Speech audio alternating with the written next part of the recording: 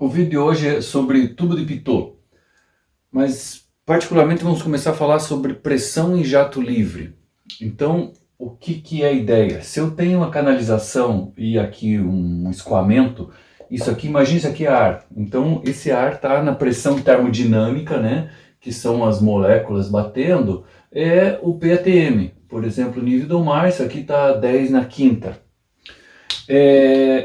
E agora, quando eu tenho um jato aqui, um jato livre, por exemplo, a mangueira de jardim, saindo esse jato d'água, qual é a pressão que tem aqui na saída desse jato?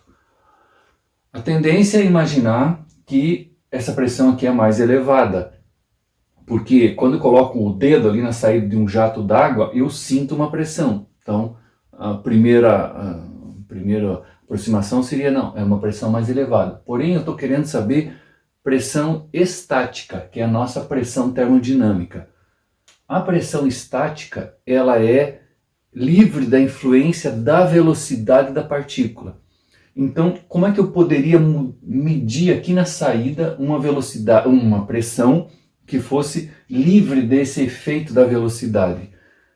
Uma das maneiras seria, eu coloco um sensor de pressão, o sensor normalmente é um tubinho que eu coloco aqui contra o escoamento, e bom, e aqui está o display aqui, o sensor aqui, eletrônico ou mecânico.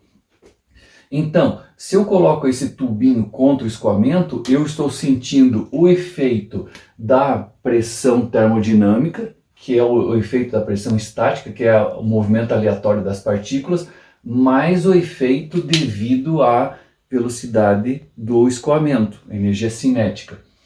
E eu não estou querendo esse efeito. Então, a solução que é? É andar com esse sensor na mesma velocidade V do escoamento. Então, se eu deslocar esse sensor com a mesma velocidade, eu elimino o efeito da velocidade e só tenho o efeito da pressão termodinâmica. E isso vai dar a pressão termodinâmica. E qual será ela? 10 na quinta, PATM. Isso por quê?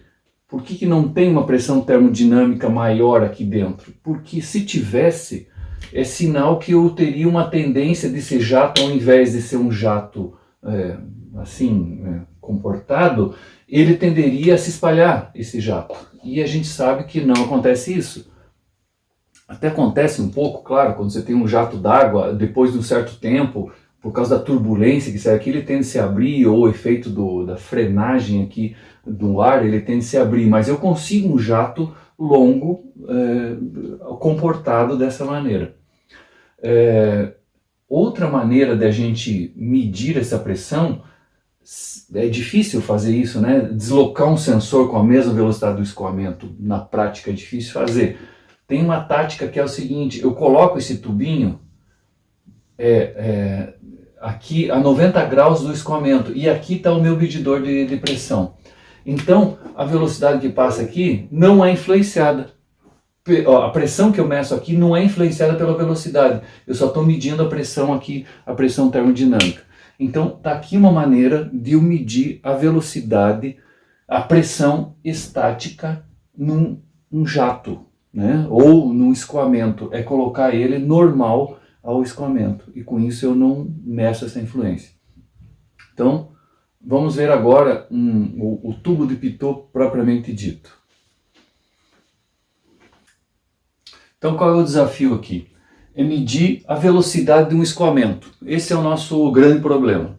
Então, como que se faz isso? Primeiro, eu posso imaginar aqui de colocar um sensor contra o escoamento. Então, aquele nosso tubo, eu posso colocar aqui e aqui o sensor de pressão. E aqui eu tenho, vamos imaginar, a minha linha de corrente. Aquela linha de corrente que vai certamente sair daqui, né, desse lugar, então vem aqui. Quando ele chega aqui no tubinho, ele não consegue entrar, porque aqui está cheio de fluido, de ar. Então, o que ele vai fazer? Desviar essa molécula, ou desvia para lá, ou desvia para cá. E nesse ponto aqui se chama o que? Ponto de estagnação. Por quê? A velocidade da partícula vai a zero, e depois ela contorna, né, ou para um lado ou para o outro. Então eu tenho aqui, se chama ponto de estagnação. Esse ponto de estagnação tem velocidade zero. Então nós vamos chamar esse ponto aqui um ponto 2, nós temos que V2 igual a zero. E dentro dessa linha de corrente, vamos escolher uma linha aqui, vamos colocar esse ponto aqui, ó. Esse aqui estaria o nosso ponto 1, que é a velocidade V1 que eu quero. E aqui, bom, temos a velocidade V2. O que nós podemos fazer? Equação de Bernoulli. Então, o que eu posso escrever para esse caso aqui? Ó? A energia do ponto 1 é igual à energia do ponto 2, ou seja, e agora Z1 igual a Z2, corta aqui, temos V2 igual a zero, ponto de estagnação. Vamos isolar aqui. Qual que seria essa pressão P2? Isso aqui nós já estamos vendo que a pressão P2 aqui vai ser maior do que a pressão P1, que é a minha pressão termodinâmica, minha pressão estática que está ali. O que eu vou dizer então? Que essa pressão P2 ela é influenciada pela velocidade, porque eu tenho aqui a minha velocidade V que incide sobre esse ponto. Então eu tenho uma parcela que a gente chama isso aqui da pressão dinâmica, que é a pressão devida à velocidade. Está aqui, pressão dinâmica. Essa pressão P1 é a pressão termodinâmica, sem influência da velocidade. Essa aqui é a minha pressão, poderia-se dizer, a minha pressão estática, né? ou termodinâmica. A soma da pressão estática mais a dinâmica dá essa pressão medida por esse sensor, que é chamada minha pressão total, que é maior então do que a pressão lá. Mas como é que eu meço essa pressão P1, né? Como já vimos, uma das maneiras de medir, ou você ter o sensor se movendo, ou colocar o sensor aqui, dessa forma aqui, que eu tenho, então, não tenho a influência da velocidade. Bom, mas isso só para definir as pressões. Mas as pressões, na verdade, eu meço, eu coloco o sensor de pressão aqui, coloco o sensor de pressão lá.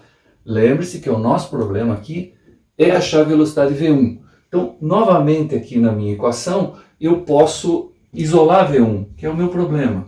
Se eu medir as duas pressões, P2 e P1, que eu posso fazer com dois sensores, eu tenho o valor da velocidade V1, que é o que eu desejo. Aqui então um dispositivo um pouco mais compacto para medir a velocidade de escoamento, chamado tubo de Pitot com a medição da pressão em U. Quando começa o escoamento, a pressão 2 é maior, né, devido ao efeito da velocidade, aumenta a pressão aqui eu vou ter uma diminuição da altura desse fluido, e aqui aumenta na mesma proporção se a mangueira aqui, no caso o tubo, for do mesmo diâmetro. Então eu vou ter aqui um ΔH, maior velocidade, mais diferença de pressão aqui. Como que nós vamos conseguir correlacionar? Porque isso aqui eu posso medir, então eu posso ter a velocidade V1, que é sempre meu objetivo. No início isso aqui vai entrar fluido aqui dentro, para empurrar isso aqui, mas depois, quando entra em regime permanente, não entra mais ar aqui dentro, não entra mais fluido. Então, aqui fica bloqueado de escoamento, e eu tenho V2 igual a zero, como já vimos anteriormente. Então, com isso, tiramos aquela nossa mesma equação que a gente já tinha visto, né? Agora, qual é essa diferença de pressão? 2 menos 1. Aqui vai um detalhe.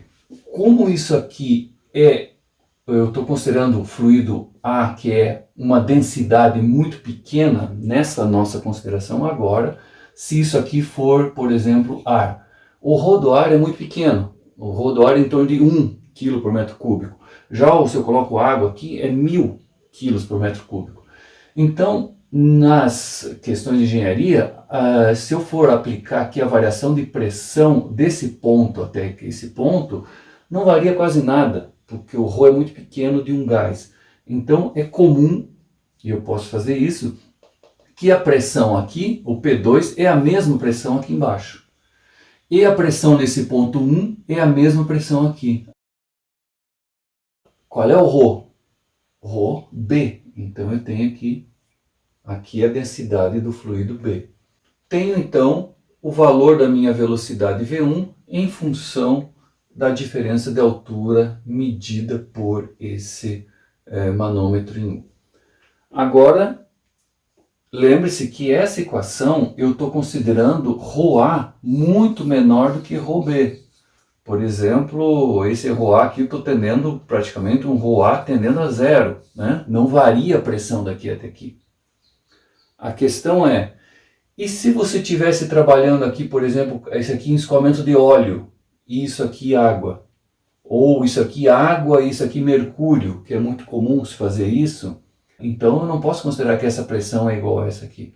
Essa fórmula já não é válida. O tubo de Pitot clássico, ele na verdade deixa isso aqui um pouquinho mais compacto. O que é? O tubo que a gente tinha aqui para medir a pressão total, né? Onde que está aqui o ponto de estagnação, posso colocar tanto um manômetro inclinado como um sensor de pressão aqui.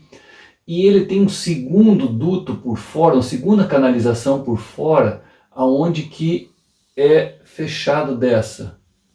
E eu tenho aqui uma segunda tomada de pressão.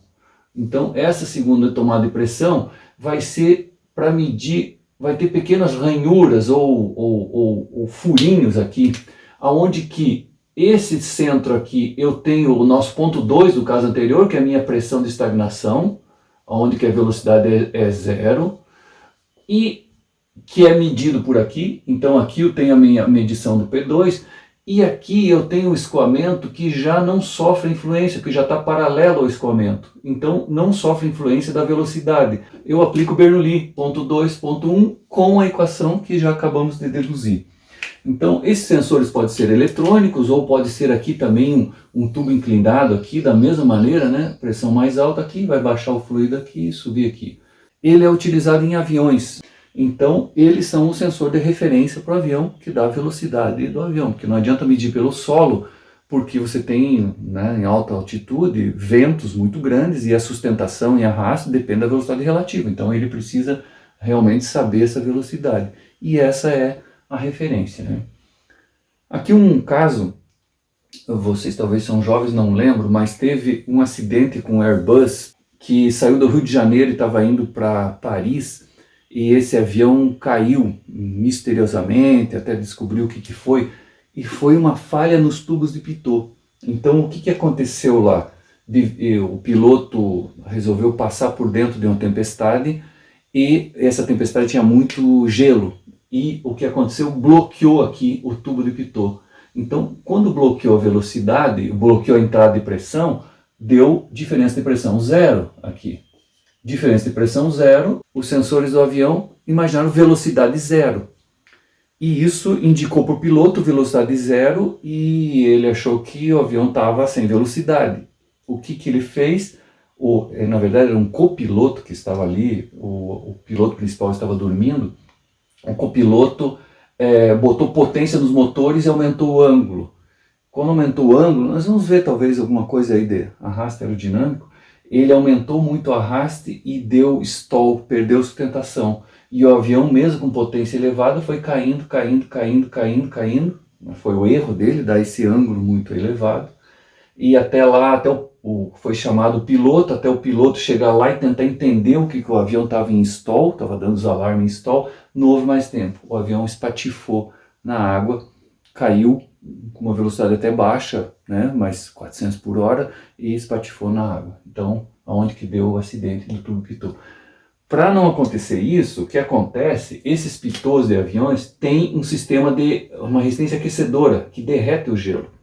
Então, se o piloto, depois de um tempo, ele voltaria a funcionar, derreteria o gelo, né? Então foi um erro do piloto, né, de ter feito isso. Simplesmente deveria deixar, depois isso derreteria o gelo. Isso aqui então é o tubo de Pitot que eu falei para vocês. Então aqui na ponta vem a tomada de pressão total. Eles têm um tubo interno e um tubo externo, onde que tem os furinhos que medem a pressão estática, que é independente da velocidade do fluido. Isso aqui então vem pelo tubo até chegar aqui nas duas tomadas de pressão. A tomada de trás então é o tubo que mede a pressão total, e esse lateral pega em volta, que é a pressão estática. Aqui um outro modelo de tubo de Pitot, na tomada de pressão total na frente, e ao invés de furinhos na estática, ele tem um rasgo. Da mesma maneira, ele tem dois tubos, um dentro do outro, concêntricos, e aqui atrás as duas tomadas de pressão. Aqui dois modelos de tubo de pitot de avião. Um avião da Embraer, podemos ver claramente aqui os tubos pitot. Esse aqui é um Airbus, está até anotado aqui. Esse tubo pitot é do piloto principal e esse aqui é do copiloto e um de standby, né, de segurança. Aqui um 737, vemos também 4 tubos de pitot. Aqui também muito interessante, além do sistema eletrônico de medição de pressão, tem um sistema mecânico para que seja ainda operacional mesmo com uma pana elétrica. Então vemos aqui o tubo de pitot que é levado a pressão até um diafragma. Esse diafragma se movimenta mecanicamente no sistema aqui de engrenagens e eu tenho a indicação aqui da pressão. Mais uma aplicação de tubos de pitot, um carro de Fórmula 1, aqui é o Williams 2020, aonde que aqui está num treino, né, fazendo os ensaios de escoamento aerodinâmico. Então vemos aqui uma infinidade de tubos de pitot, aqui com mais detalhes, né, vários tubos de pitot.